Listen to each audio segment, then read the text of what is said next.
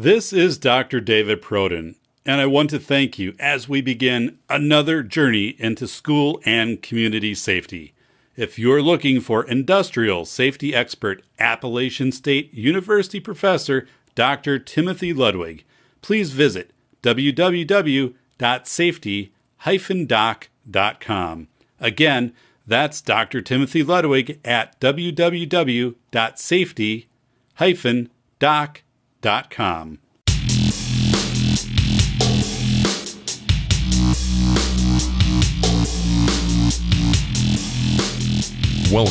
to the Safety Doc Podcast with author, radio host, and nationally recognized safety expert, Dr. David Proden. Join us each week as we discuss the best and most bizarre practices in safety preparation and crisis response. Follow Dr. Proden on Twitter at SafetyPhD. And remember, the truth will keep you safe. Hi, everyone. This is David Proden, and welcome to the Safety Doc Podcast. So, I took my youngest daughter to the open house at the fire department over the weekend.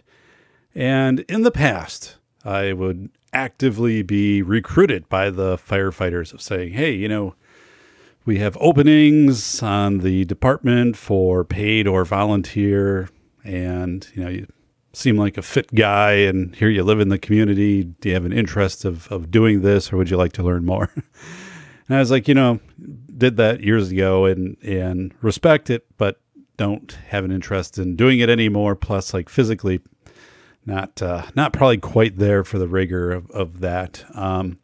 And this year, though, was the first year, like, I just kind of walked past the recruitment table, and there were two people standing there from the fire department, and they didn't ask me anything. They didn't say, like, sir, how's it going? How long have you been in the community, and where do you live, and things like that. So maybe I've crossed that threshold. I've got my hair combed back today for those of you watching this show on YouTube. I am in that phase where I get my hair cut very short, and then it just gets combed over to the side, and eventually it gets longer, so that gets to be a little weird to do, and I just comb it back. It's for being the age I am. I mean, basically I have a full head of hair, and it's still dark, and so and I'm pretty physically fit, but no, they didn't stop me and do the recruitment pitch. So I must have crossed that threshold. There is something too, where there's like a maximum age where you can join. And then there is, there's an age where that's kind of the end. They phase you out like airline pilots, but no, they, they didn't do the hard sell. So, don't know what that really means, but anyway, we have a neighboring community that we went to the same day, and they had a craft fair. It's something we go to every year. It's pretty cool. In that community, though, their fire department, most of the equipment is like all brand new, like very, very expensive, state of the art. And our local fire department, they have stickers in the window, and it says like, this truck will be replaced in 2045. And it's like, it was purchased in, 1992. I'm like, that truck will be like 50 years old when it's replaced. And the other department, this truck is 3 years old. This truck is 1 year old. So you kind of get to see the difference. But, that's one of those things with fire departments. If they, take care of your equipment, you're not putting a lot of miles on it, it can last a long time. But certainly just kind of a funny thing to go from, like this sign of like, this truck will last another 40 years to this truck will probably, in 5 years, we'll replace it and give it to somebody else. I am doing a review today of the 22nd season premiere of South Park, and the episode was Dead Kids. And it opened with an active gunman on the loose at the grade school facility in South Park. So, South Park being around for over 20 years.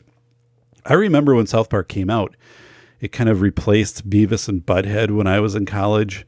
That was getting phased out, and then South Park was coming in. So I actually, kind of remember when South Park started.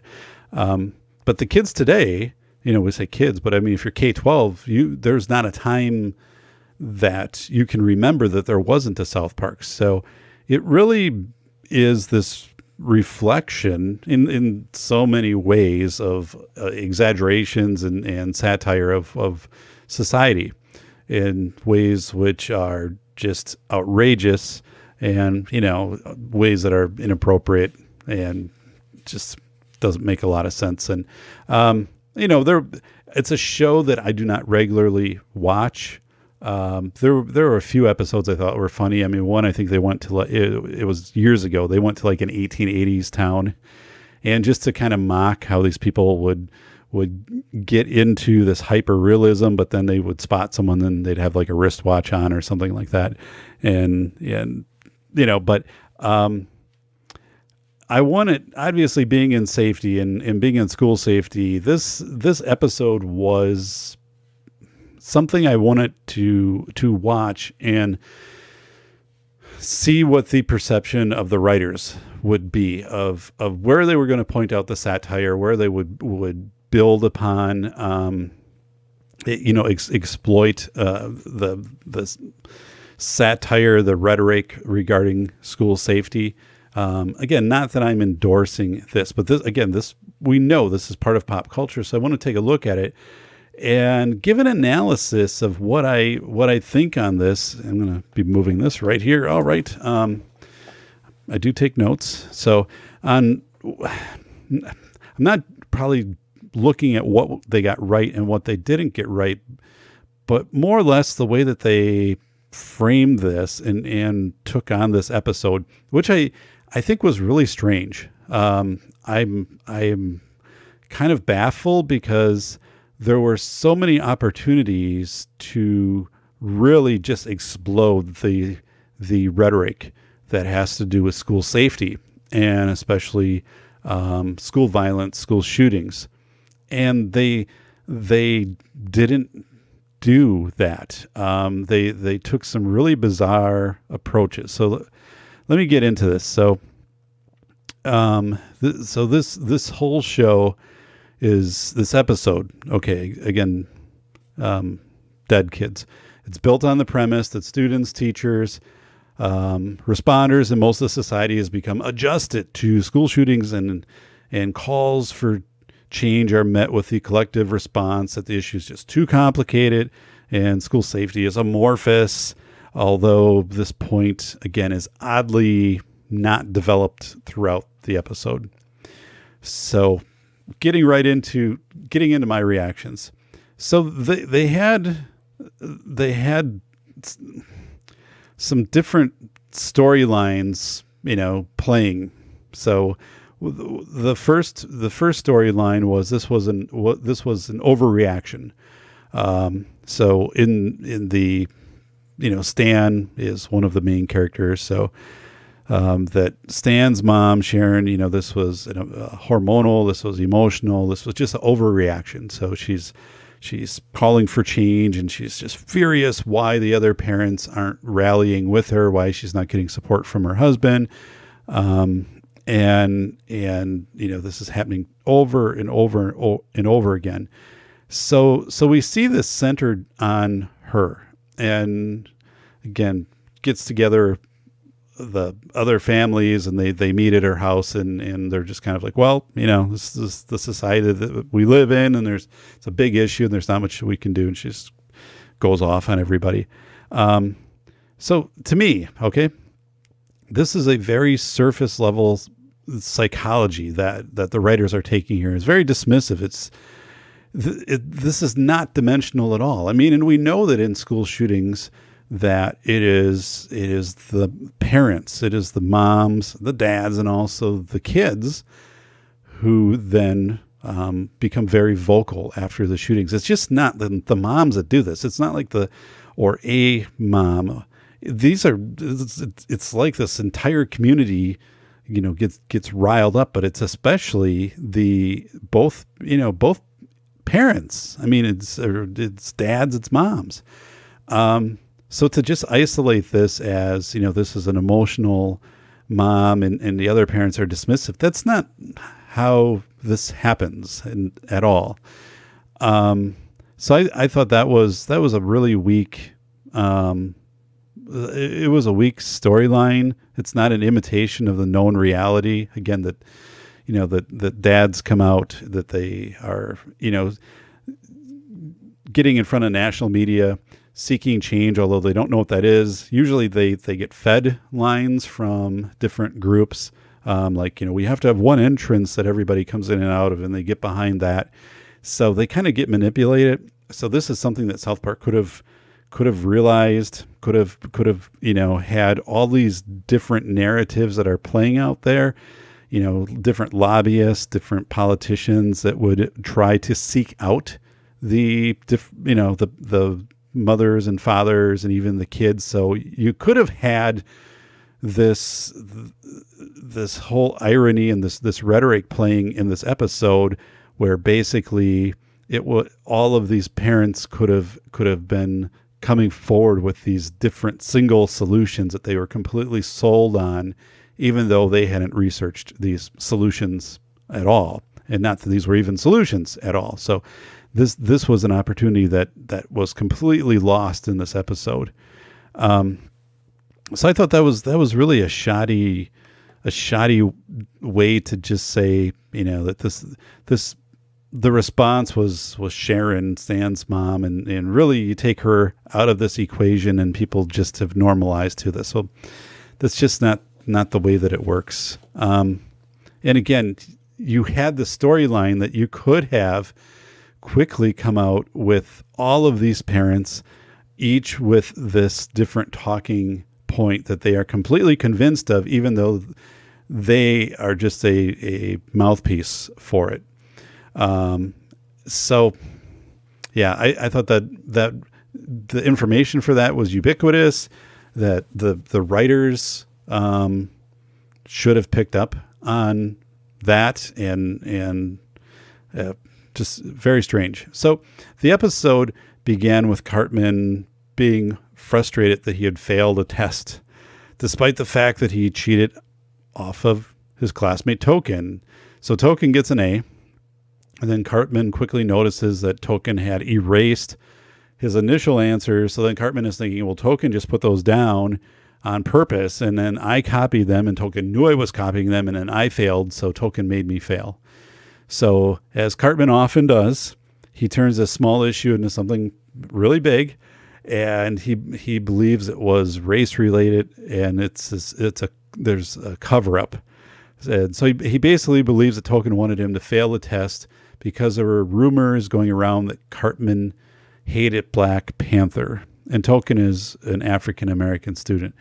So in this storyline, oh my goodness, gets a lot of time. I mean, like, Cartman goes to Token's house, and he's talking to his parents about, have they seen the movie? And they're saying, yes, we've seen it, but we haven't seen it yet with Token, and then all of these things. And so I'm like, again, this doesn't match the show. This doesn't even belong. There's so much more that can be brought into this episode, that has to do with the rhetoric, the ballooning of information, the projected benchmarking of school safety, and everything that happens with that. Yet they bring in this side story that it just doesn't fit. And it's also, the fact is, this now becomes time stamped. Okay. Cause everyone is Black Panther came out now as a movie. So so we have 22 seasons of South Park. What is this episode 5 years from now, 10 years from now, loses this context, the shifting sands of time in this movie, Black Panther and stuff. It was a bad move to do this. It doesn't belong there. It really never got developed well. I just, again, thought it was, the writers are better than this. It didn't do anything to build out what could have been a powerful episode, at least to point out the way that rhetoric just goes wild when there is school violence. So, but anyway, so this whole standalone story belongs in another episode. It doesn't make sense that it's here. So if you want to do a side story and you want to have Cartman, Steve Cartman is featured in a lot of side stories, and he always wants the limelight on him. So you could have written this where Cartman then becomes the spokesperson, the voice for the student body at South Park Elementary School, and he would then go on to lead marches into City Hall and into the Capitol promoting changes for school safety and all of that. That would fit right in, right? Because Cartman always wants the limelight. And then what's in it for Cartman?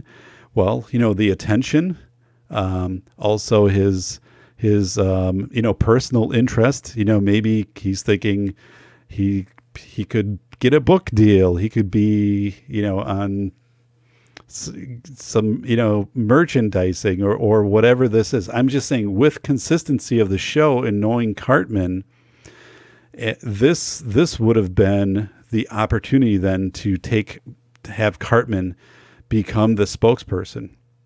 And we see that we see students becoming spokespersons. And I think what we also see then is that their narrative, it's hard to sustain that narrative. So it has its momentum for a while and then it goes. So how does Cartman struggle with that, of trying to keep this momentum alive?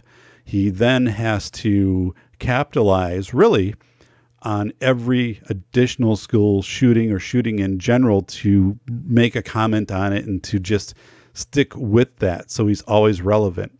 That would have been a perfect match for this episode. Okay. I'm talking about this episode, and this was missing and we know that this happens, and Cartman would have framed this out perfectly. Completely gone. That could have developed all the way throughout the story.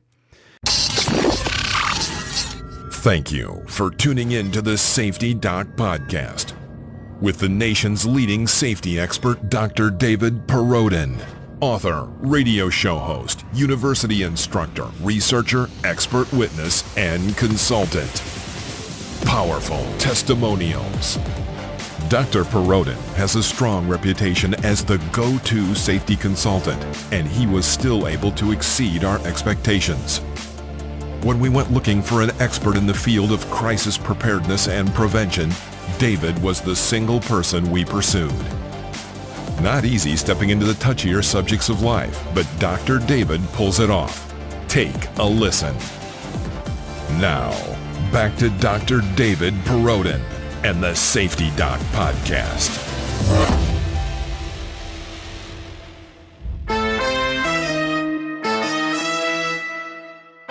So, of course, this quickly evolves, and so imagine that he is Cartman is fed talking agendas, such as ways that schools have to be designed and things like that, and political things, and you see them with politicians and specific vendors and stuff like that. So all of this, in these changes, and the thing would be that he wouldn't know any of this. Like you'd start to see him then questioned, like, why specifically would you want this specific like school bus, that would be proposed, that would be an armored school bus that would then back up to the school and then have a locking entrance and all of that, like what do they call it, like a sully door at a prison or jail or something like that. I don't know, but you could have had stuff like this, and then you would have seen Cartman try to come up with rationale, because again, he's just speaking these positions without really knowing the roots of these positions, other than we want to be safe as students. It is our time for our call to action. So again, things that we see in real life, but this could have been just multiplied in magnitude through Cartman. So, yeah, and I think the part as it would have gone on with multiple shootings, or the lack of, or the gap of time between, it would have been where he would have tried to stay relevant, and the struggle he would have had with that. So that was lost. That wasn't in the episode at all. And then they also had, so they have the shootings repeat at South Park Elementary School. So I think in the episode there are literally 3, if not 4, at the elementary school. And we know that doesn't happen, that things don't replicate out at a specific school. What happens is that things, happen at one school, and of course then, there's another school and another school. But maybe the message that they were trying to get at is something that I referred to called projected benchmarking. And this is when something happens, and it was a year ago. That was the Las Vegas shooter. And the next day, so in Madison, Wisconsin, not Las Vegas, but the next day, the Madison, Wisconsin news, they were out going to school districts and police departments, and they're asking them, well, how would you respond to something like that here? So you have this whole, media where something like this happens. It's this media frenzy, and then the media brings it right home as if it almost happened here. And then you get people saying, well, here's how we would, you put a microphone in front of anyone and they're going to talk. And well, we do this, and this is how we would handle it. And then the other part that starts to switch is people even start to say, like, it didn't happen here because we've done X, Y, Z, which is completely false. You can't, make that. You can't make that claim and substantiate it. You can't back it. But that could have been another part of this episode, of this whole projected benchmarking of then everything that happens somewhere else, whether it be a school shooting, whether it be, a shooting at a mall, or you could have different levels of it, or, something that comes across the news of a shooting in a city or something like that. But everything then could have been projected back to as if it happened in South Park. So then they're responding to it. They're ramping up for it, this whole frenzy. And they would have parent assemblies.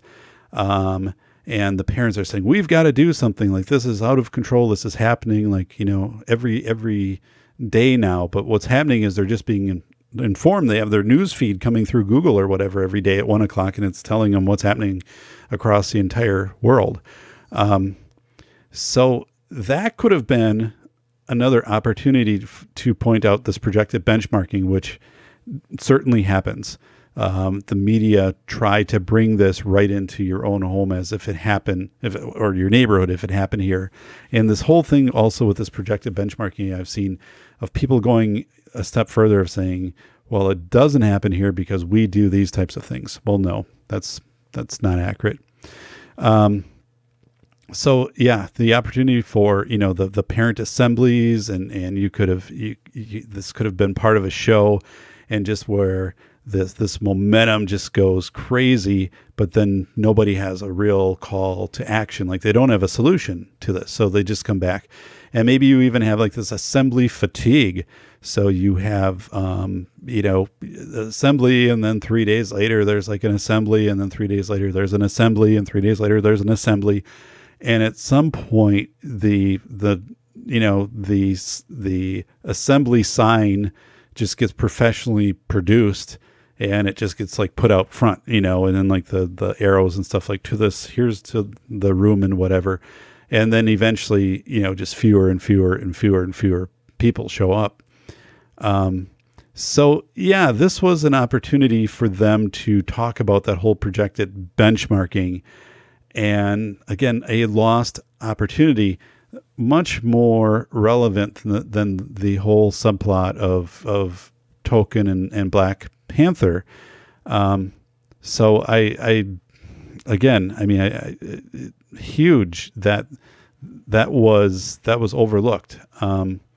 And the other part that didn't show up at all outside of, they had Butters, Butters as a hall monitor with a machine gun or something, showing this ramped up security. But the reality is, when there is a school shooting, parents come out and they want fortification. That's what they want.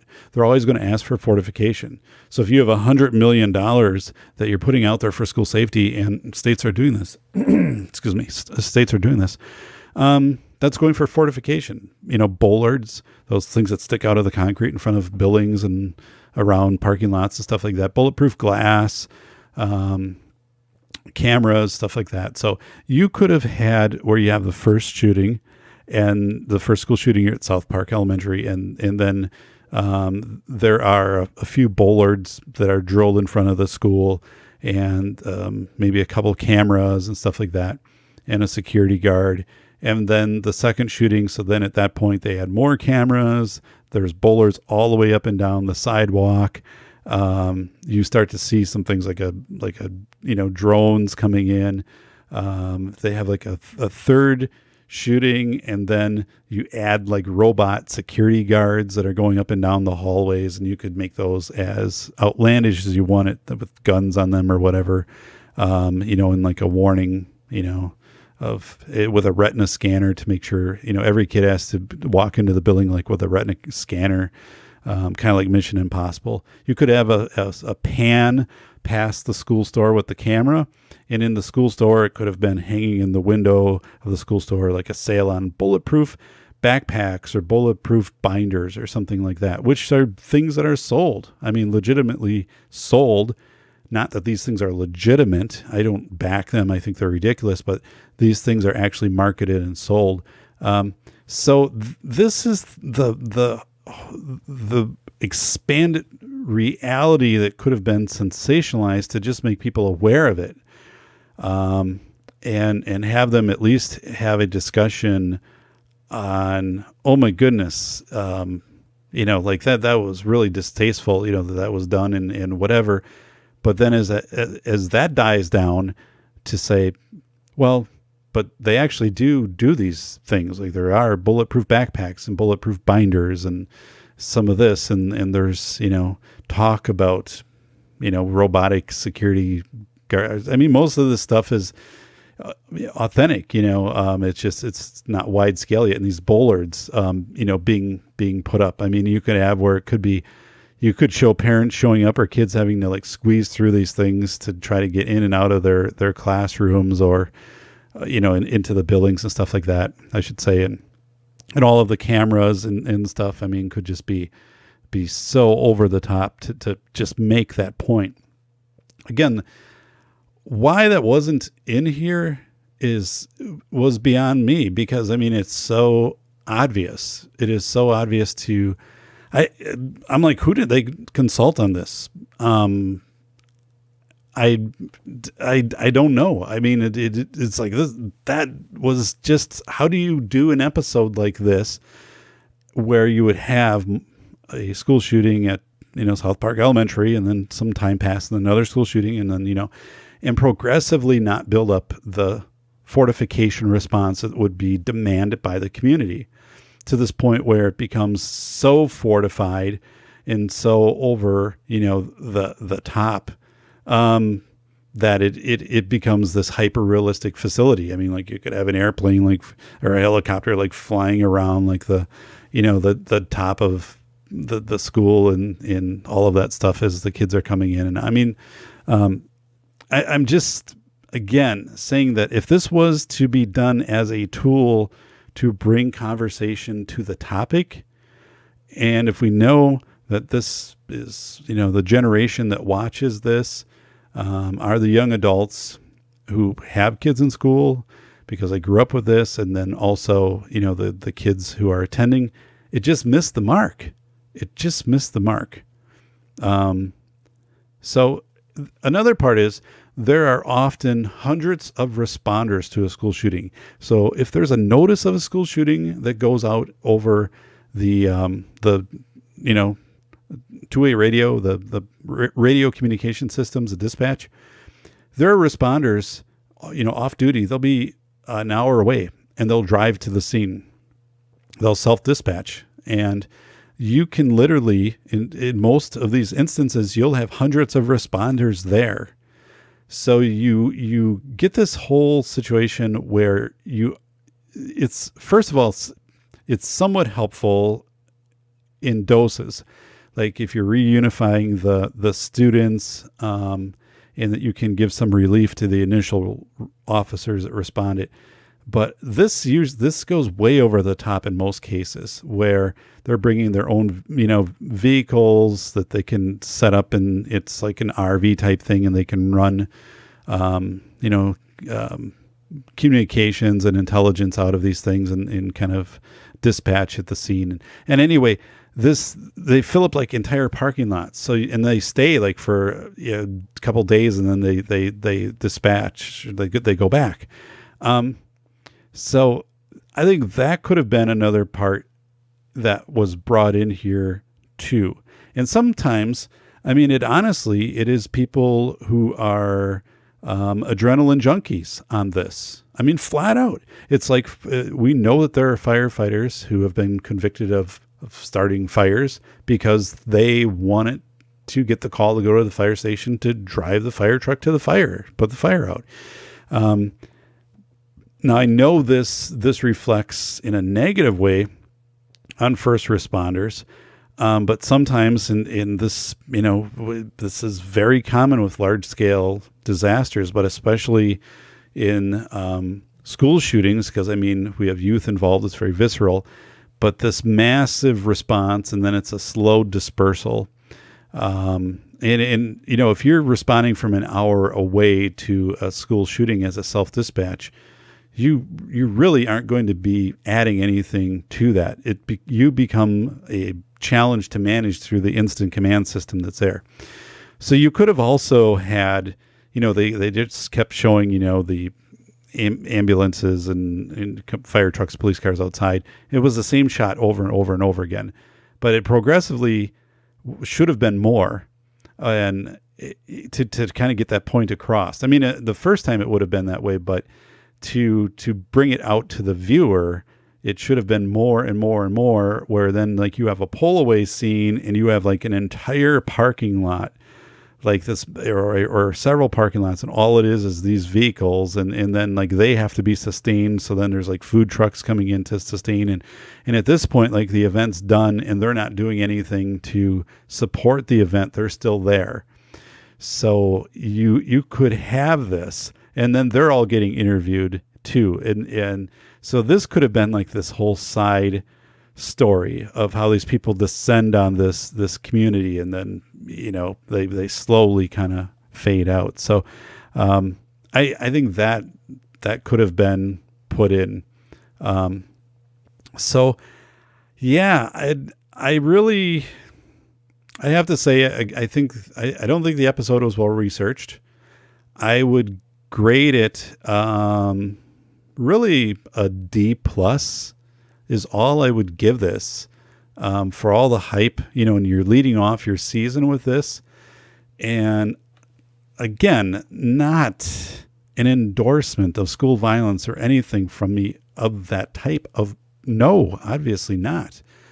But if you are using this as writers, as a tool of satire to bring awareness to this, you really did a poor job. You really did a poor job. Too many unrelated storylines. The actual research on what is very standard for responses, you missed the boat. You could have really exposed the way that the media goes crazy with this without getting positional on this. You wouldn't have had to go Second Amendment at all on this. you could have left all of that off the table and just gone with the media and the hype. And I don't know. I can't make sense of how this was so far off in some, like all of the things that I had mentioned. So I'm going to go back and kind of put the key points that should have been in this episode. One is that Cartman should have become the spokesperson for the student body and the spokesperson against student violence. And we've seen him put in that leadership role in other, or seek that and grab that out in other episodes. So that's very much in line with his character and with wanting to bring that spotlight to himself and to manipulate that. So he is getting the attention, and maybe he's, again, at this stage, getting, book deals, getting to travel around and movie contract. I mean, whatever it is, you could play all of this out. And then that he's speaking on these agendas and people start asking him questions, and that he has to keep reverting back to this global statement of, we are here to end, student violence. It ends with our generation. It ends now, instead of being able to give any detail on, like, I support that we need one entrance to schools, which is, I hear that a lot, or, that we need to, all schools have to have bulletproof glass, so he looks to the side and there's like the bulletproof glass company representative giving him the thumbs up, because it's like, all right, buddy, thanks. So that would have been a perfect match for this, and completely get rid of this whole token Black Panther sidebar thing. Put that in a different episode. Didn't fit there at all. The part of just saying this was one mom who was emotional, who is outraged because nobody else is feeling the same outrage that she feels. That's just not accurate. That's not the portrayal. And again, we see a number of dads who, go before their Congress people and are asking for change, or showing up at rallies and things like that. So it's not like this is more feminine versus masculine as far as the response to that. It's pretty even, and it's always been pretty even. So that kind of missed the boat. And the fact there would be people, but what would happen on this, again, is it would be a splintering. It would be who could get to them, and try to have them advance a certain agenda. Whether that, again, be bulletproof glass, whether it be funding for security guards, whether it be funding for more mental health testing. And this was another thing you could have totally gotten into in this, which would have fit in a South Park style. You could have gotten to testing and profiling. So imagine, like, you are bringing in all of these psychologists and they're quizzing all of these kids and asking them, and then when they come out, they're giving them a stamp, like okay, or like potentially the next shooter. I mean, that they try to make it like that, black and white. And so that would get at the whole part of how the mental health side of this is so mixed up and misunderstood. So again, another opportunity that was missed. Thank you for tuning in to the Safety Doc Podcast with the nation's leading safety expert, Dr. David Perrodin, author, radio show host, university instructor, researcher, expert witness, and consultant. Powerful testimonials. Dr. Perrodin has a strong reputation as the go-to safety consultant, and he was still able to exceed our expectations. When we went looking for an expert in the field of crisis preparedness and prevention, David was the single person we pursued. Not easy stepping into the touchier subjects of life, but Dr. David pulls it off. Take a listen. Now, back to Dr. David Perrodin and the Safety Doc Podcast. Post-game show is brought to you by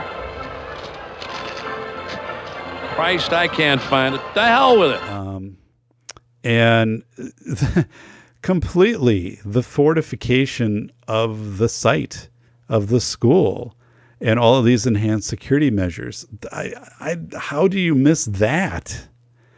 And yeah, that you could come in and yeah, you could, and then you could also have this thing where you could get kind of deep in here of, how much are you willing to give up, like, of personal rights for security? That's the trade-off, right? That's kind of the Patriot Act.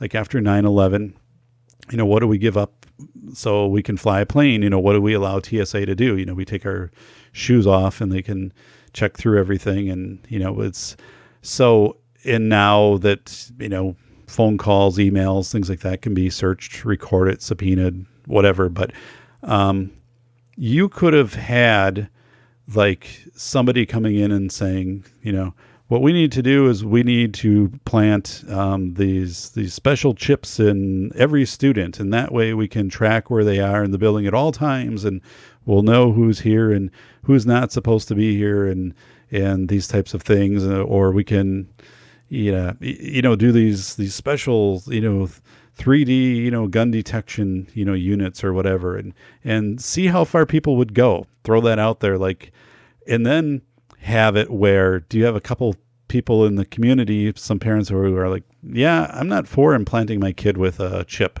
or like doing the retina scan. Like I'm not for that. Or does everybody just go with it? Because it's like somebody says that this is the way to go for school safety. So they just go for it. I've seen districts do that.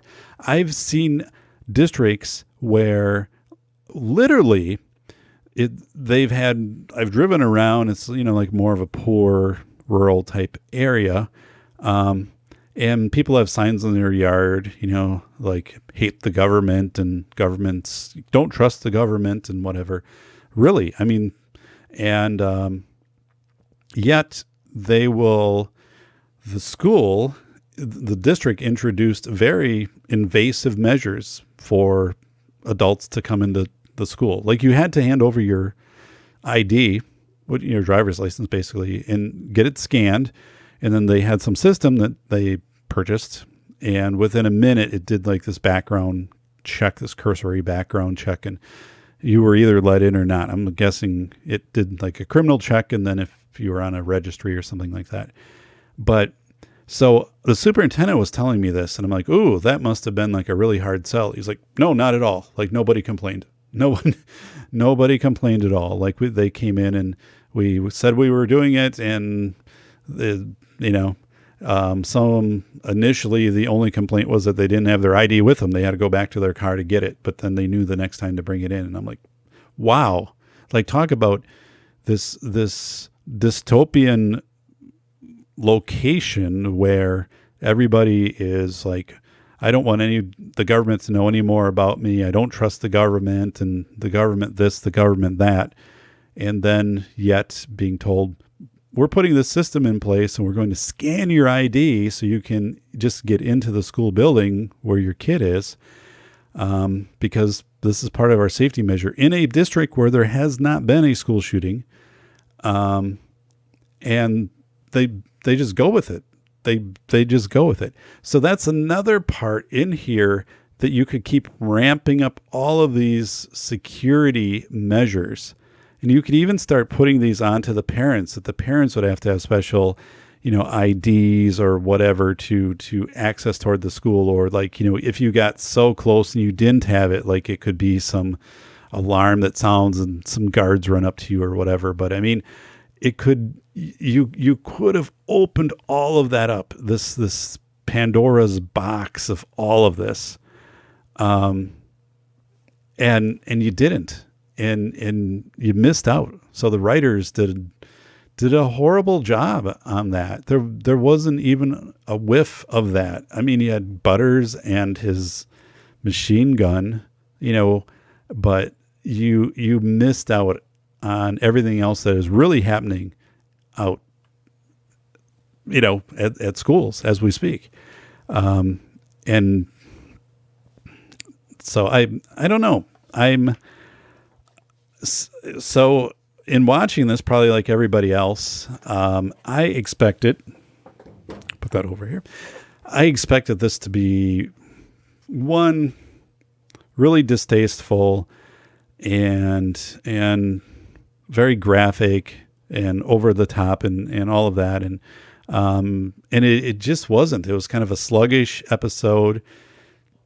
It did what it did do, which was, accurate. It was get to the point of people move on quickly from a school shooting, that, they're out of their Taurus, they move into chaos, and then they come back into their Taurus pretty fast. And we have gotten to the point where these things don't stay in the headlines very long. So that's accurate, but I mean, that's something that everybody knows. That is, whether it be that or whether it be the Vegas, shooting, those things just do not stay in the headlines anymore. So I don't think there was any new ground broken there. I think that was just a overplayed story line. So that didn't resonate with me at all. So I don't know. Again, as a safety professional, of course, doing an episode like this, you're like, it was just a matter of time. I mean, I'm surprised it didn't happen sooner. But you did have an opportunity to really point out some of the what I would call very, especially with the fortification responses, the over-the-top fortification responses and this projective benchmarking that happens, and how people believe these are solutions, but there's nothing to back them up as solutions. And then as people march for change, and or students or parents, and I see this happens. Parents get manipulated by a company or a legislator into a specific bill or into a specific product. And if my child would have had this, it would have saved them. Well, maybe in this one scenario of how your child perished, maybe it would have, likely it probably wouldn't have, but what's happening, and I really hate to see that, is these people are being used. And you only see them around for a couple months, and then they're kind of gone. Like the company no longer is having this person as the spokesperson for, the bulletproof backpack or whatever, or this piece of legislation. They are using them because that is their access into, when there are school funding bills, that maybe then there will be some dollars put aside for bulletproof backpacks or, the bulletproof glass company or whatever it is. So that's it. And I wrote about that in my book, Lessons of Lower Manhattan, how I do think that vendors and politicians identify who some of the parents are that come out and, present well to the media, articulate well, and then they go after those parents and try to align those parents to, like, we're with you. If this was in place or if this agenda is followed, this won't happen again. The parent wants to prevent this from happening again. So they're really acting in best interest, in good faith, but they're being manipulated by the politicians or the vendors. And I've seen that so many times. And it really shows then in that those people are basically expended in about 2 to 3 months, and then they're gone. The politicians, separate away because, again, the momentum of this fades. So Yeah, I don't know. I don't know. So it, I'd really like to read your comments, respond to your comments on this. And, I don't think this, I don't think this episode accomplished really anything. It didn't add anything to the narrative. It didn't point out anything that people didn't know. If anything, it was more of a downplay on just more or less like a few people have an emotional reaction, but it might be tangentially sparked, because of hormonal influences or things like that within the person. So it was just weird. It was just weirdly put together. So I don't know. With that, I am going to just talk a little bit about school safety before we wrap up this episode. And I am teaching a law class. Yes, the Safety Doc is teaching a law class, a 700 level law class, which is pretty high-end law class. We are actually going to be covering school safety law and school safety best practices, litigation in the upcoming class. A few points. Some schools are buying school shooter insurance now, and others aren't. So it can range between like $6,000 and $10,000, and they cover different things. And personally, I don't think it is warranted, but again, it's marketed, and some schools see this as being necessary. And school boards, you market this to a school board, and they go for it. So that you're buying now the school shooter insurance, and what this covers is kind of vague. Like that's the part too. I've looked at some of these policies, and is it like if someone is killed or someone is maimed, and what does it do for mental health or trauma, like for people who have been involved? And it's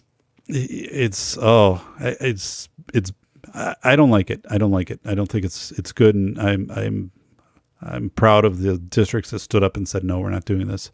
And they generally do have a liability policy that covers if there are things that happen on campus that are completely, unpredictable, like these school shootings. I guess in to what I've found, I haven't gone too super deep into these policies, but the question would be, was there criminal negligence, or was there negligence by the school, I should say, if there were like known threats that the student was going to shoot up a school, and school authorities knew about it, and adults knew about it, but then didn't contact authorities or something like that. But that gets into a whole different can of worms, and how that would become litigated and stuff like that. And I don't know where insurance would fall on that, but so that's one aspect that we are covering in the class. The other one is the fact that schools in America, vendors and school experts, and there is not a set criteria to be a school expert, although like I see all the time, like it's marketed to me from whatever universities, you can get your certification as a school safety expert. I'm like, yeah, whatever. I've got a PhD from UW-Madison, 2 years with a fellowship studying this. I've done this on many different levels. I've got it. I'm fine. But schools, these people come in and market to schools and say, listen, we will do a complete walkthrough. It's like when you go and buy a home, and like a home inspector checks out the siding and the roof and whatever. And a lot of these just kind of pick these certifications up on the side. Like the guy that did our place, like when we bought it in 2002, he didn't even have the siding right. He's like, part of it is steel siding, part of it is vinyl siding, part of this is whatever. Like half was wrong. And I learned like you can, get the certification is pretty easy. So, but anyway, these people try to market this stuff to schools. And what schools need to do is they just need to go to their insurance carrier, whoever insures the school, say, listen, come through and do an assessment of our facilities, our campus for safety. And they'll come in, they'll bring in experts that usually go to several hundred schools a year. They'll do walkthroughs, and they'll say, okay, here's entrances that, you should have a check-in process. It's going to be a little bit different. And maybe at this entrance, you want to change up the lock stuff, or have like maybe a camera here, or here are some things. And, but usually what they tell you is pretty reasonable. It's not going to be a lot of money. And it's not going to be significant changes to practice.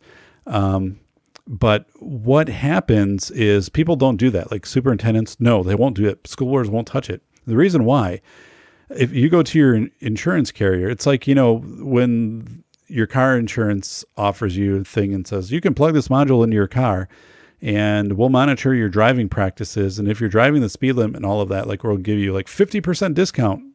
And most people will be like, no, thank you. No, thanks. That's okay. Because they're afraid, well, what happens if it's a 55 zone and I'm doing 58 and, now are they going to ramp up my fees? So that's where districts are. They're reluctant to take this on and invite these no cost, the experts who insure them, their risk assessment people in, because they're afraid if they find stuff, one, they're going to have them take on this very costly process of remedying these things. And if they don't, they're either going to hike their fees or dump them. And which doesn't happen, by the way. It does not happen. So you can control the person you hire, and, they can give you the report, and you can choose to share it with the board or share parts of it or whatever. And that's what happens, so that is flat off. I mean, I'm just saying it as an afterthought. It's something that doesn't fit with this, with the story, because it'd be too much of a complicated storyline to bring in. But yeah, it is this.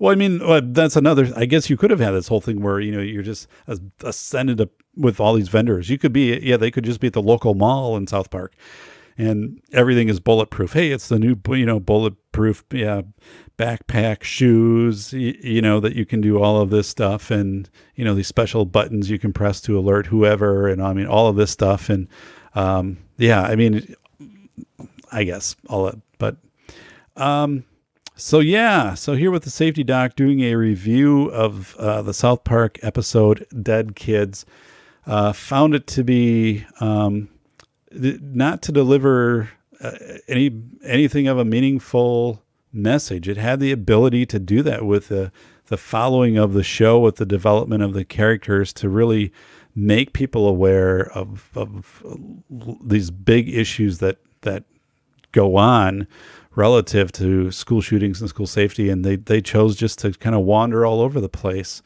Thought it was really poorly done, folks. So just have to say that D+. That's all I'm giving it. D+. All right, Safety Doc. Stay safe, everybody.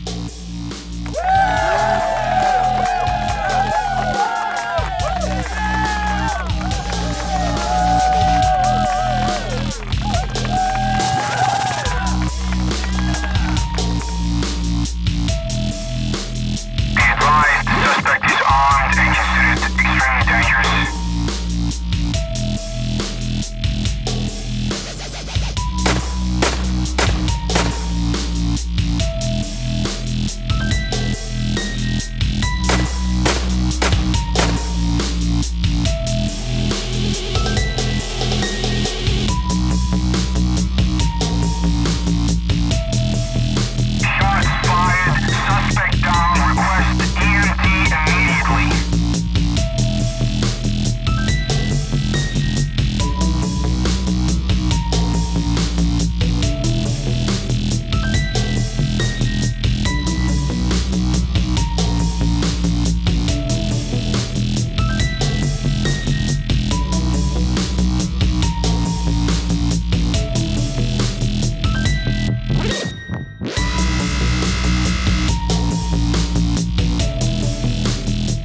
This has been the Safety Doc Podcast with author, radio show host, and leading safety expert, Dr. David Perrotin.